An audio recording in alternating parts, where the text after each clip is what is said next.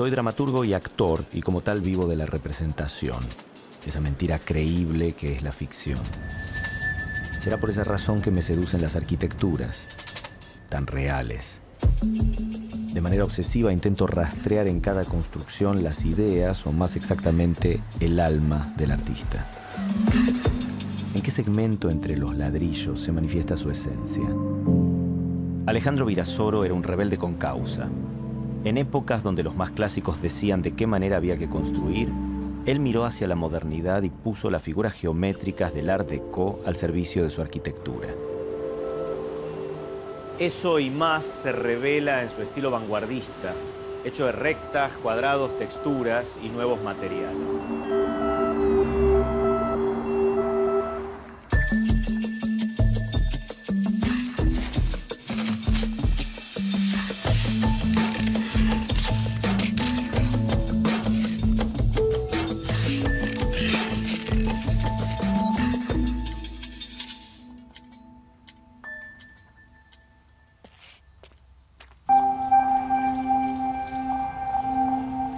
Las calles de una ciudad son una muestra cotidiana de arte. También son una forma de hacer historia a través de los estilos arquitectónicos. Algunas casas se mantienen intactas, otras fueron recicladas, como esta vieja residencia que Alejandro Virasoro construyó en 1926. Y hoy es un bar.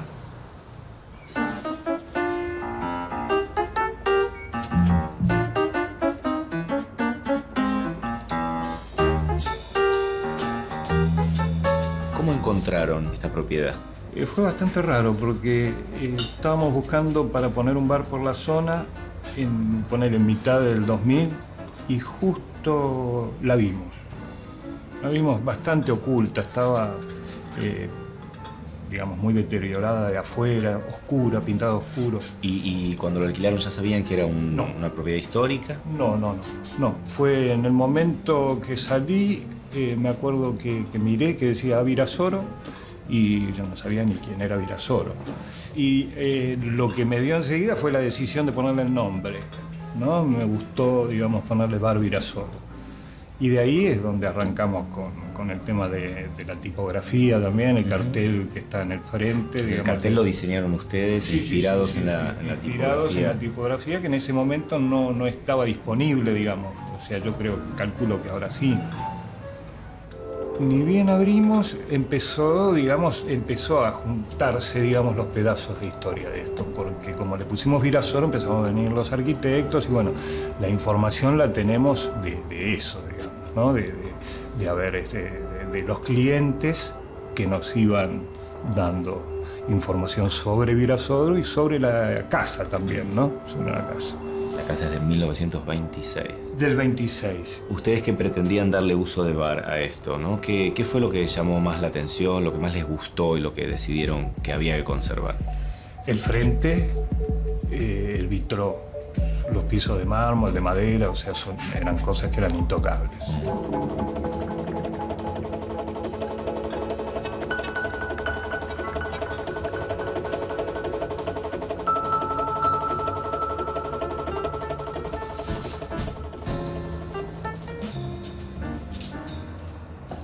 Alejandro Virasoro era inquieto, curioso y creativo. Estaba atento a los cambios. Produjo en el país un nuevo lenguaje arquitectónico desconocido para la vieja escuela. Nació en Buenos Aires en 1892.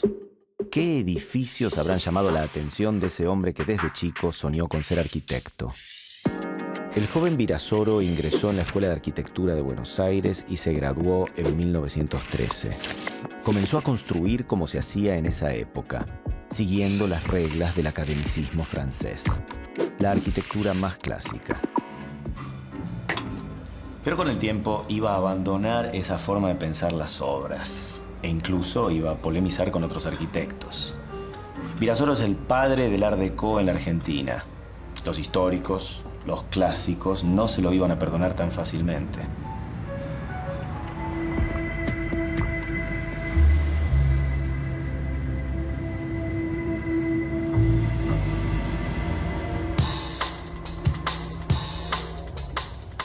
¿Cómo imaginás que habrá sido pertenecer a un movimiento que no existía? Es decir, lo que conocemos como Art Deco empezó a llamarse así mucho tiempo después, ¿no? Sí, es que en realidad no es un movimiento. El Art Deco, inclusive su nombre se rotula unas décadas después. Era una expresión, era una manera de virar hacia algo más moderno, pero sin dejar de tener los lineamientos y los preconceptos académicos que habían tenido esos arquitectos que ejercieron esa estética en su formación, que había sido generalmente una formación clásica, entonces era muy difícil desprenderse de eso, pero sin embargo se encuentran aspectos que después se van a encontrar en el movimiento moderno. El Art Deco nació en la Francia de entreguerras, pero fue recién en la década de los 60 cuando recibió este nombre. ¿Y qué tipo de edificios se hacían sobre todo con esta estética, con este gusto, digamos, ¿no? En Estados Unidos, que es por donde nos llega esta estética, tenías diferentes resoluciones. En Nueva York tenías rascacielos, como el edificio Chrysler. En Miami tenías edificios más lúdicos. Encontramos en Hollywood escenografías de las películas del cine de oro de Hollywood de la década del 20 y del 30, con esta estética Art Deco, que acá encontró resoluciones también variadas y que lograron tener una identidad local que encontramos en viviendas, tenemos cines, garage, justamente que era el automóvil y el cine eran dos factores que empezaban a tener mucho protagonismo en la sociedad, principalmente porteña. Hay como una serie de nuevos aspectos de la vida moderna que empiezan a encontrar en el Art Deco una manera de cobijarlos, porque era una nueva arquitectura, o al menos era una suerte de fachada nueva, porque hay muchos que llaman al Art Deco una arquitectura de 20 o 30 centímetros, porque lo que cambiaba era la fachada, pero sin embargo los interiores seguían teniendo la grandilocuencia de la arquitectura de fines del siglo XIX. En el Art Deco, las esculturas y los altorrelieves se integran al edificio. Y si uno observa bien, va a reconocer también todo un repertorio simbólico que habla de los intereses de una sociedad que se modernizaba. Es decir, que probablemente muchos arquitectos anónimos copiaban el gusto de lo que veían en el cine y construían el cine de acuerdo a esta forma de ornamentación, ¿no? Como vemos aquí, que está hecha con los mismos materiales con los que está construida la casa y no con cosas agregadas o pegadas. Sí, encontramos en el interior una suerte de ornamento, pero muy tímido también, solo en las mamposterías. Los interiores, como vemos, los pisos y las grandes alturas, las luminarias colgantes, eso todavía son conceptos clásicos, pero la voz de Virasoro fue escuchada y si bien él, como te digo, es Art Deco, es uno de los que empezó el camino del cambio.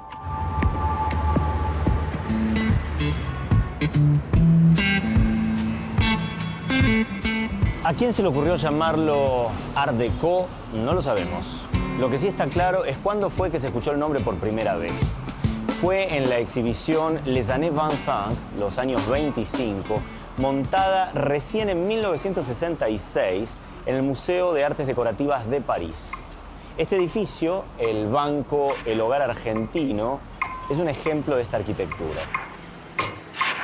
A alguien se le ocurrió pedirle a Virasoro un banco. ¿Cómo es esta historia? Ese tipo de programas solían estar ligados justamente a la arquitectura neoclásica, que era la arquitectura que a la sociedad visualmente le transmitía tranquilidad. Un banco con una estética neoclásica transmitía seguridad, tranquilidad, durabilidad, estabilidad. Exacto. Sin embargo, Virasoro busca dejar tranquila a esa gente, pero con su estética y su impronta.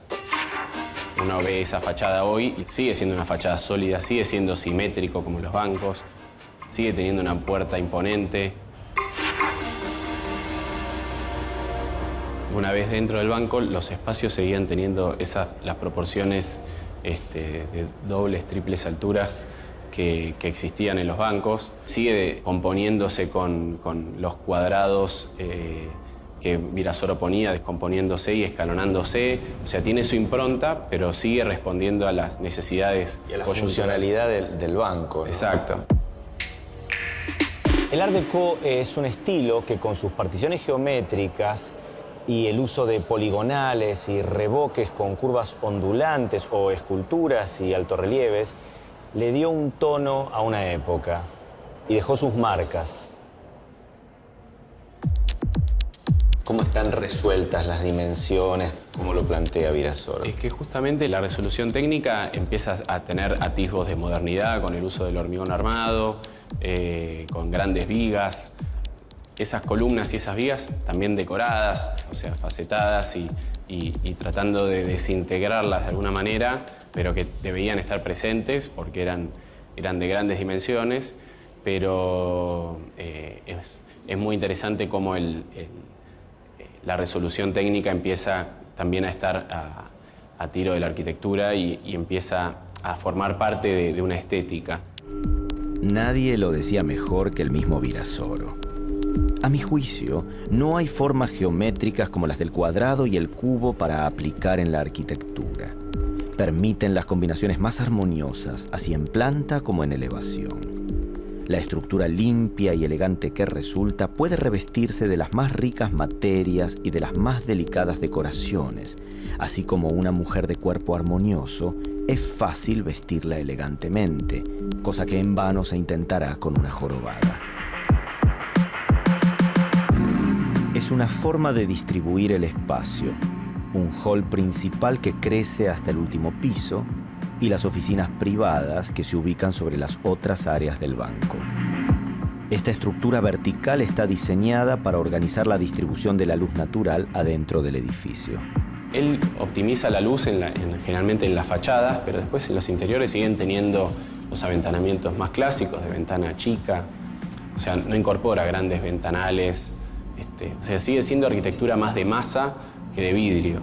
Cuando el moderno empieza a hacer que la luz entre más a los ambientes. Bueno, pero porque liberan al muro de ser portante y tienen todas esas posibilidades técnicas. ¿Qué pensaban los arquitectos clásicos, los maestros de su época, sobre Virasoro? Las peores cosas. Más aún porque Virasoro no se quedaba callado. El progreso de las artes nuevas suele ser tardío y difícil. De todos lados surgen obstáculos. La gente no se acostumbra a pensar que lo que pasó debe, en ciertos casos, quedar olvidado o al menos fuera de uso. Así empieza la nota que Virasoro escribió para la revista de arquitectura en 1926, el mismo año en que construía esta casa. Es una crítica a la arquitectura de su tiempo y de diferentes maneras deja claro que la considera anacrónica. Y lo decía de una manera provocativa. Denunciaba a sus colegas diciendo que estaban preocupados por conciliar con grotesco anacronismo el brasero y el vargueño dentro de la casa con el aeroplano y el automóvil de nuestras excursiones a través de una arquitectura que no encontraba para la lamparilla eléctrica mejor forma que el simulacro de una vela que chorrea. Lapidario. Y aún tenía más para agregar. De arquitectos pusilánimes, solo se podían esperar respuestas innovadoras si el público las reclamaba. Entonces proponía cambiar al público para que cambien los arquitectos. La nota le sirvió para darle consistencia a su nombre y marcó el inicio de su etapa laboral más prolífica. Pero también lo dejó en el frente de batalla y con todos los cañones apuntándole. ¿Cómo se le ocurría ir en contra de lo establecido? Las vanguardias son así. Y en su ruptura, Virasoro se convirtió en un pionero de la arquitectura moderna argentina. En ese estilo innovador que todavía sorprendía, en 1928 diseñó un edificio significativo para los actores, la Casa del Teatro. Alejandro Virasoro pensó la Casa del Teatro en forma piramidal, uno de los signos distintivos de los edificios Art Déco. En lo más alto del predio de Santa Fe al 1200 construyó las máscaras que representan el drama y la comedia. Se la encargó el mismísimo presidente Marcelo T. de Alvear. ¿Qué tiene este edificio de particular? Primer punto, Virasoro se desprendió de todo lo clásico que podía haberle quedado a su estilo arquitectónico. En segundo lugar, estuvo pensado para cubrir una necesidad, la arquitectura al servicio de sus usuarios. Y eso en la década del 20 era revolucionario. La casa respeta una geometría rigurosa y una división del espacio por actividades. Los más públicos, como el local comercial y la recepción, en la planta baja. Y luego, en los distintos pisos, se distribuyen las viviendas para los actores, las diferentes oficinas, consultorios y la biblioteca. Si al ingresar al hall central giramos hacia la derecha, llegamos a la taquilla y al foyer o vestíbulo de la sala teatral.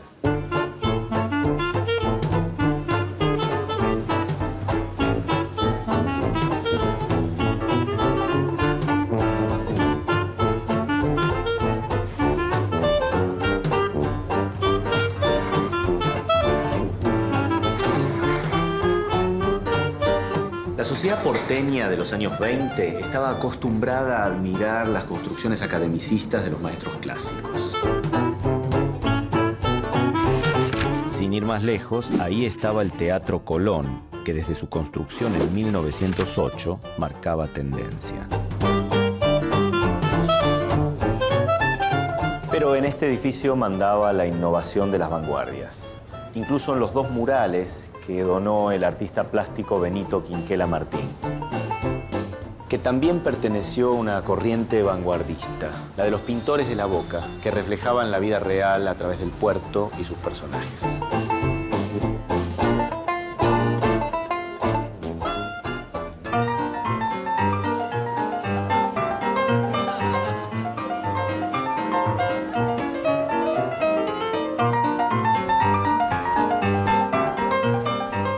El teatro se llama Regina en honor a la esposa de Marcelo T. de Alvear. Regina Pacini fue la verdadera impulsora de la creación de una casa para artistas que atravesaran dificultades económicas.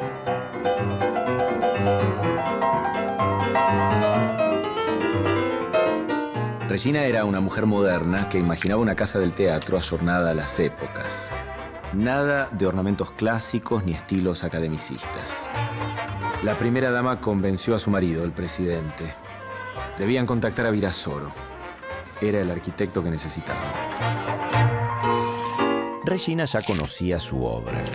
En sus paseos por la ciudad se había enamorado de la vivienda que el artista había levantado para él y su familia en la calle Agüero. Virasoro diseñó la casa del teatro sin cobrar un solo peso. Llevó 10 años levantarla. Y se inauguró el 5 de enero de 1938 con una fiesta a la que concurrieron Marcelo T. de Alvear, el mentor de la obra, y su esposa. Era una fecha especial. Era el cumpleaños de Regina. Ella era una cantante lírica portuguesa. Él, un dandy que además ejercía la presidencia de la nación. Y entre los dos existía una verdadera historia de amor.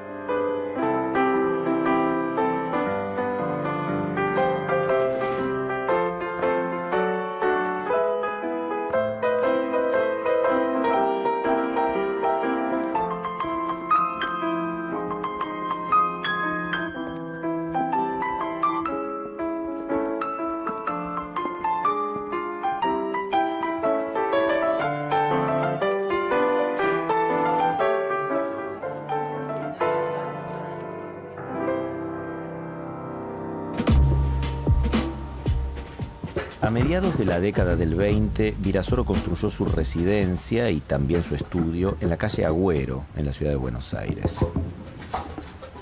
Pueden verse por separado, también como una unidad, y ambos son una muestra perfecta del Art Deco. Casi 80 años después de su edificación, los vecinos lograron detener la demolición del estudio de Virasoro. En la actualidad a nadie se le puede ocurrir destruir estas fachadas porque ambos edificios tienen el resguardo de ser monumento histórico nacional.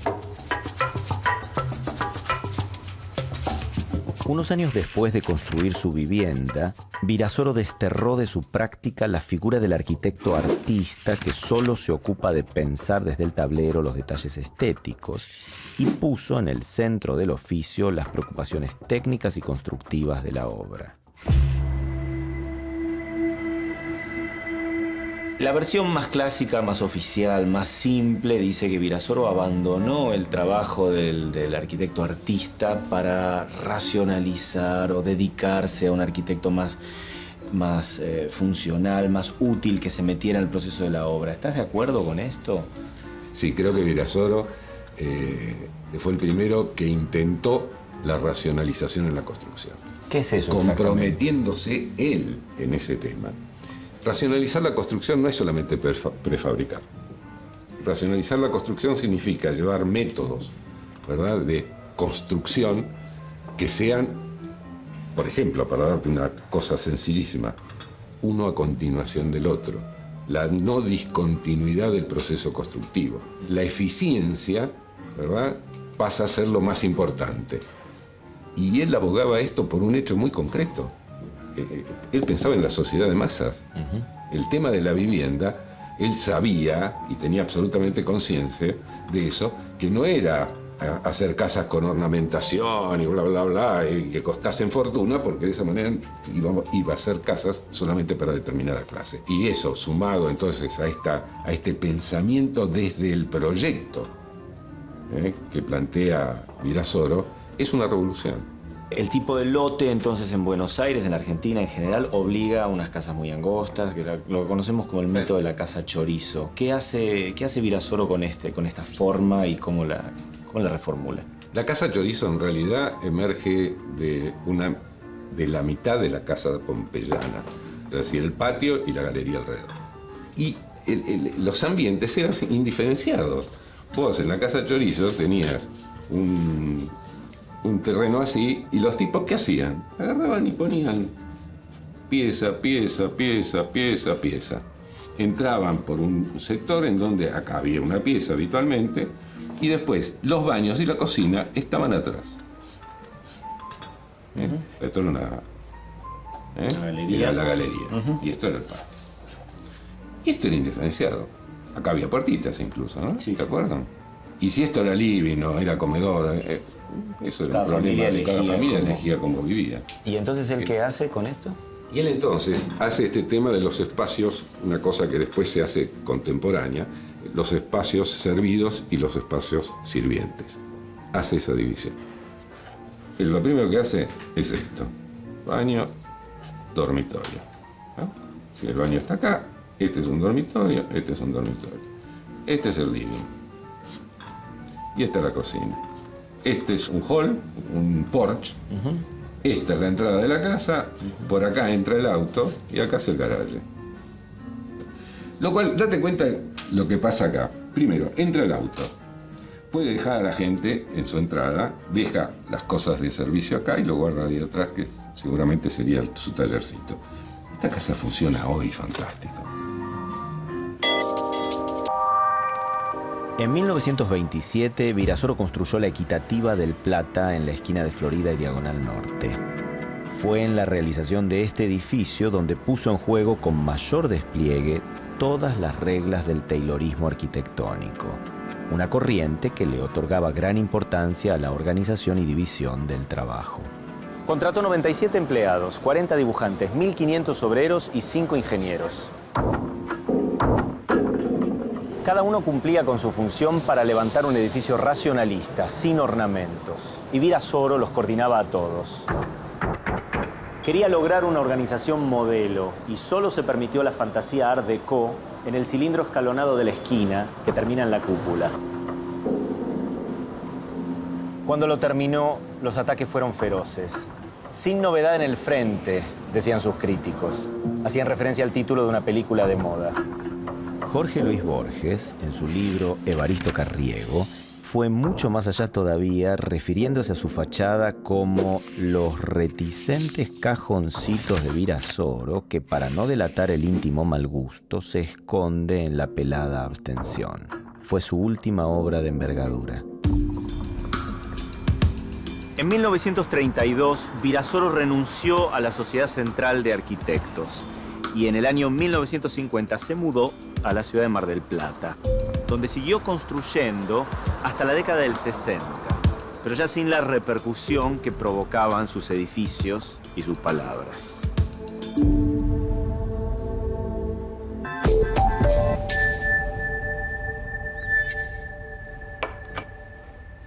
¿Qué le pasó a Virasoro? ¿Por qué se volvió invisible de un día para el otro? ¿Fueron las pérdidas económicas que le ocasionó levantar la equitativa del Plata? ¿O la crisis del 30 que devastó los números de su estudio? No lo sabemos.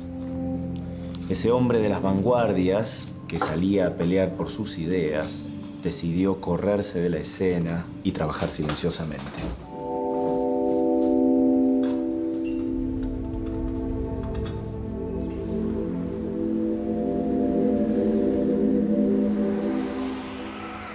Alejandro Virasoro murió en 1978 y fue uno de los primeros arquitectos modernos de la Argentina.